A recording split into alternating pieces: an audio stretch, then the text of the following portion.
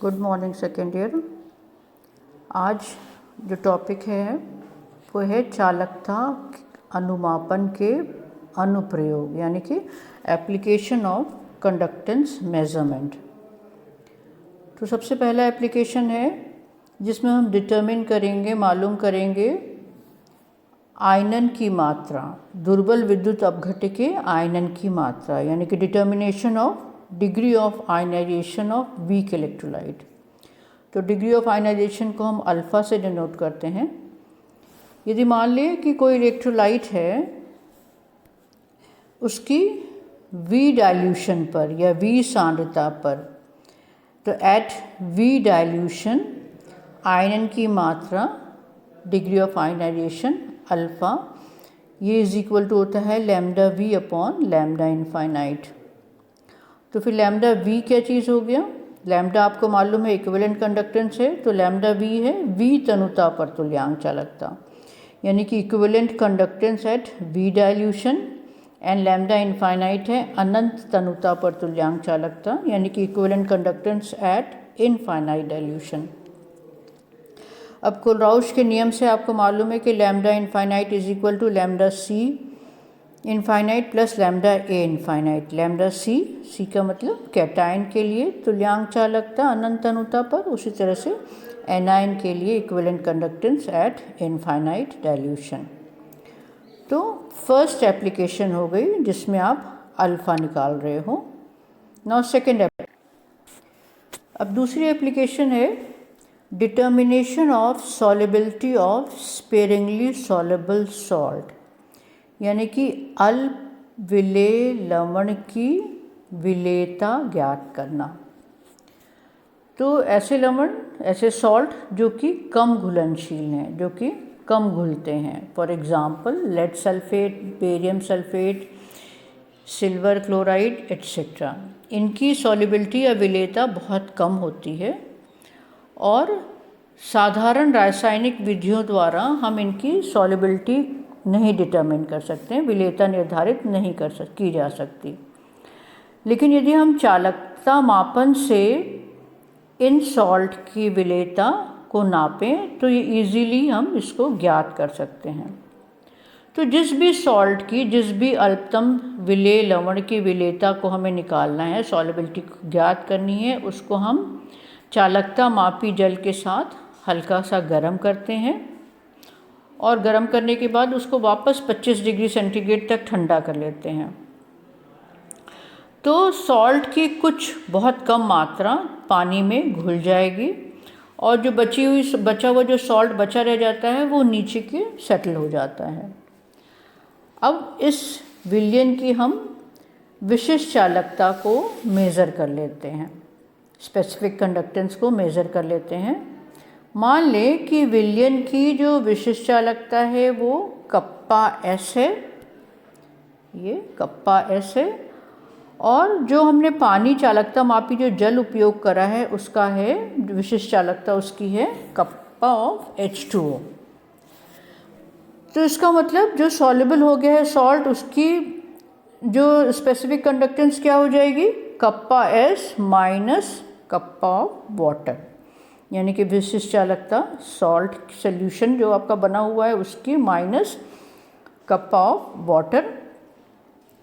तो अब मान लें कि जो पदार्थ की सॉल्युबिलिटी C ग्राम इक्विवेलेंट पर लीटर हो, यदि जो घुला हुआ पदार्थ है उसकी जो विलेयता है, सॉल्युबिलिटी है, वो C ग्राम इक्विवेलेंट पर लीटर हो, तो विलयन की जो तुल्यांक चालकता है, यानी कि जो विलयन की तुल्यांक चालकता है वो हो जाएगी, आपने पहले ही देखा था, तुल्यांक चालकता is equal to equivalent conductance is equal to kappa into 1000 upon C।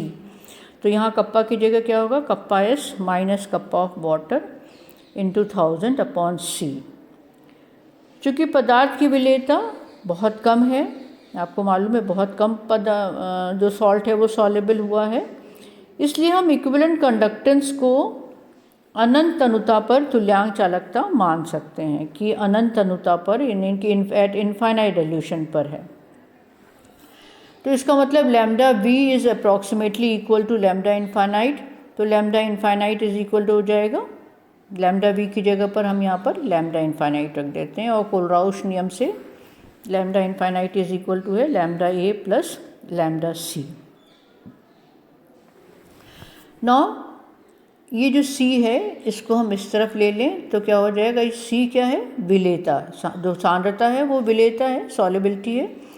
तो C is equal to kappa S minus kappa of water into 1000 upon lambda infinite यहाँ पर आ गया, और लैम्डा इनफाइनाइट की जगह पर हमने रख दिया lambda A plus lambda C। तो ये हो गया विलेयता या सॉल्युबिलिटी।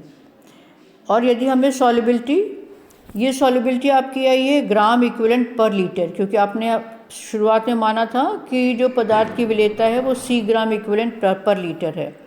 यदि सॉल्युबिलिटी हमें ग्राम पर लीटर में निकालना हो तो सॉल्युबिलिटी को, यानी कि ये जो C आया है उसको हम इक्विवेलेंट वेट से मल्टीप्लाई कर दें तो ये सॉल्युबिलिटी ग्राम पर लीटर में हमें पता चल जाएगी। तो ये हो गया सेकेंड एप्लीकेशन। अब थर्ड एप्लीकेशन लेते हैं। थर्ड एप्लीकेशन है determination of dissociation constant of weak acid. तो अब हमें वियोजन स्थिरांक निकालना है दुर्बल अम्ल का। मान लें कि कोई वीक एसिड है HA और डिग्री ऑफ डिसोसिएशन अल्फ़ा है और जो सांद्रता है वो C मोल पर लीटर। तो HA है जो कि डिसोशिएट होकर H plus and A minus दे रहा है। तो मान लीजिए कि शुरुआत में हमने HA के 1 मोल लिए हैं तो H प्लस और A माइनस 0 हो गया। अब इक्विलिब्रियम पर जब दोनों के बीच में इक्विलिब्रियम स्टैब्लिश हो गया तो एट इक्विलिब्रियम HA की मात्रा 1 माइनस अल्फ़ा हो जाएगी। यदि H प्लस और A माइनस यदि अल्फ़ा अल्फ़ा है तो HA इज़ 1 माइनस अल्फ़ा, और यदि सांद्रता C है, C कॉन्सेंट्रेशन के लिए, तो सांद्रता के लिए हमारे पास हो जाएगा C 1 minus alpha, C alpha and C alpha. Now law of mass action के अनुसार ये प्रोडक्ट के मोलर कॉन्सेंट्रेशन यानी कि C alpha into C alpha upon reactant की मोलर कॉन्सेंट्रेशन यानी कि C 1 माइनस अल्फ़ा या C alpha square upon 1 minus alpha. Now उसी तरह से हम डिसोसिएशन कांस्टेंट वीक बेस का भी निकाल सकते हैं। तो Ka की जगह पर Kb हो जाएगा और वही सेम आ जाएगा C alpha square upon 1 minus alpha.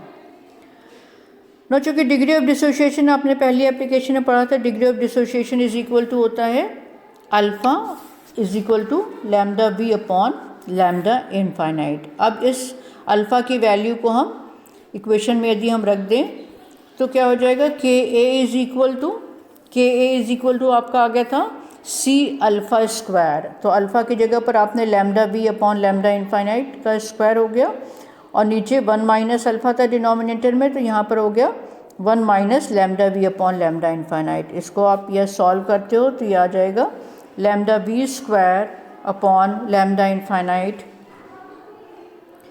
Into lambda infinite minus lambda V into सी।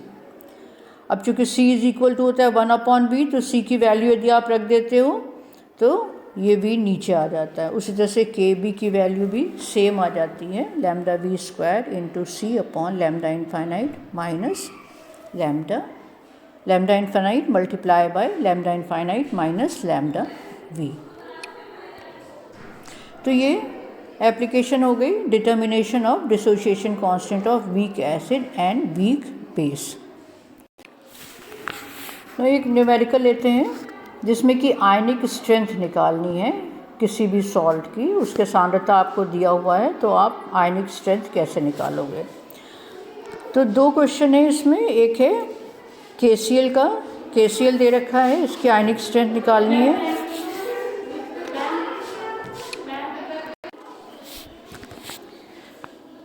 तो 0.15 मोलर KCl है, यानी कि KCl की सांद्रता 0.15 मोलर है।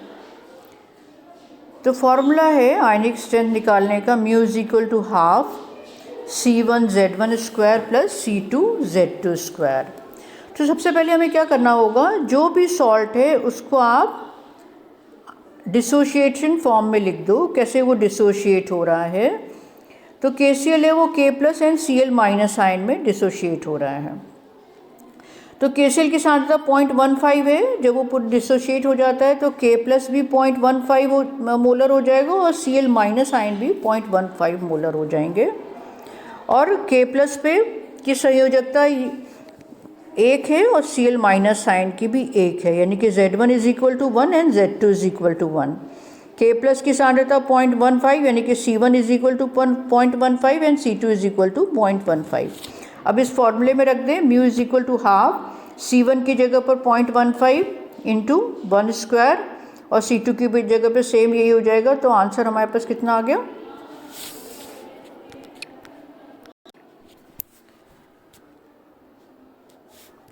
तो यहाँ पे देखिए आपने 0.15 into 1 square plus 0.15 into 1 square कर दिया और फिर डिवाइडेड बाय 2 कर दिया, तो ये आ गया आंसर आपका 0.15। ना दूसरा जो है वो है 0.01 मोलर K4FeCN6 पोटेशियम फेरोसाइनाइड। तो पोटेशियम फेरोसाइनाइड को यदि आप डिसोशिएट फॉर्म में दिखाते हो तो 4K प्लस FeCN6 4 माइनस, यानी कि पोटेशियम आयन के 4 आयन बने और ये FeCN6 के 1 आयन है। तो सांद्रता क्या हो जाएगी? पोटेशियम की तो हो जाएगी 4 इंटू 0.01, क्योंकि 1 मोल ये टूटता है तो 4 ये बनते हैं और 1 मोल ये बनता है। तो 0.01 यदि डिसोशिएट होंगे तो क्या होगा? 4 इंटू 0.01 K प्लस बनेगा, 4 इंटू 0.01 K प्लस बन रहा है, यानी कि सांद्रता 0.04 मोलर हो जाएगी। और इधर FeCN6 की सांद्रता कितनी हो जाएगी? C2 इज इक्वल टू 0.01, क्योंकि केवल 1 मोल में ही वो डिसोशिएट हो रहा है। और Z1 इस पर चार्ज कितना है? 1, तो Z1 is equal to 1 and Z2 is equal to 4। ये वैल्यू आपने रखी और फिर सॉल्व करने के बाद इसका आंसर आ गया 0.10। तो इस तरह से हम आयनिक स्ट्रेंथ को कैलकुलेट कर सकते हैं। तो आज बच्चों यहीं तक लेंगे।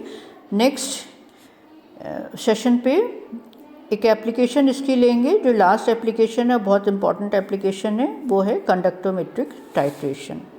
आज के लिए बच्चों इतना ही। Thank you.